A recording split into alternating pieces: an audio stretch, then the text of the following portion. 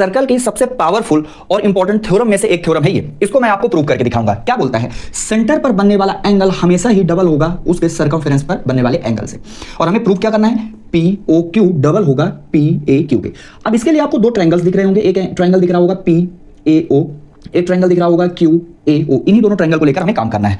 So in triangle PAO आप मुझे बताइए क्या मेरा ये और ये एक रेडियस है? बिल्कुल है। तो हम क्या लिखेंगे, OA इक्वल टू OP, ये हमारा रेडियाई बन गया। अब क्योंकि ये दो साइड्स इक्वल है तो इनके अपोजिट एंगल्स भी हमारे इक्वल हो जाएंगे। देखिए तो हम क्या लिखेंगे, एंगल OAP इक्वल होगा एंगल OPA के।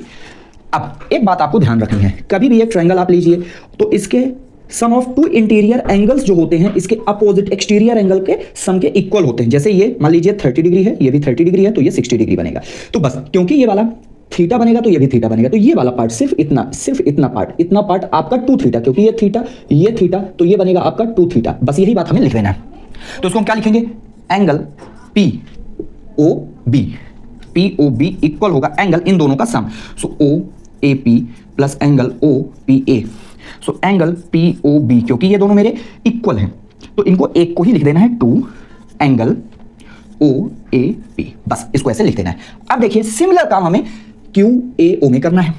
सो इन ट्रायंगल QAO तो हम क्या प्रूव करेंगे, OA इक्वल टू OQ। ये तो हमारे रेडियाई भी हो गए, क्योंकि दोनों रेडियस इक्वल है तो बनने वाले एंगल्स भी इक्वल होंगे, अपोजिट एंगल्स। तो ये अल्फा तो ये भी अल्फा, तो ये हमारा कितना बन जाएगा, 2 अल्फा। बस मैं समझाने के लिए लिख रहा हूं, बाकी हमें एंगल्स ही लिखने हैं।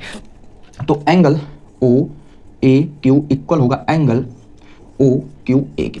तो सिमिलर काम यहां पास भी करेंगे हम। सो एंगल QOB इक्वल होगा एंगल इन दोनों के सम के, OAQ प्लस एंगल OQA। और इसको एक बार लिख देना है, angle QOB equal to 2 angle हम लिख देते हैं OAQ।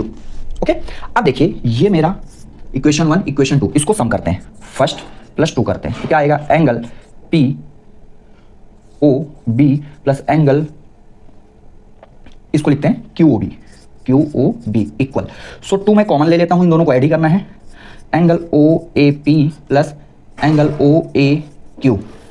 अब देखिए ये दोनों मिलकर POB और QOB पूरा POQ बना रहे हैं, तो हम लिखेंगे एंगल POQ इक्वल होगा 2। अब OAP और OAQ आपका POA कंप्लीट ये वाला बना रहे हैं।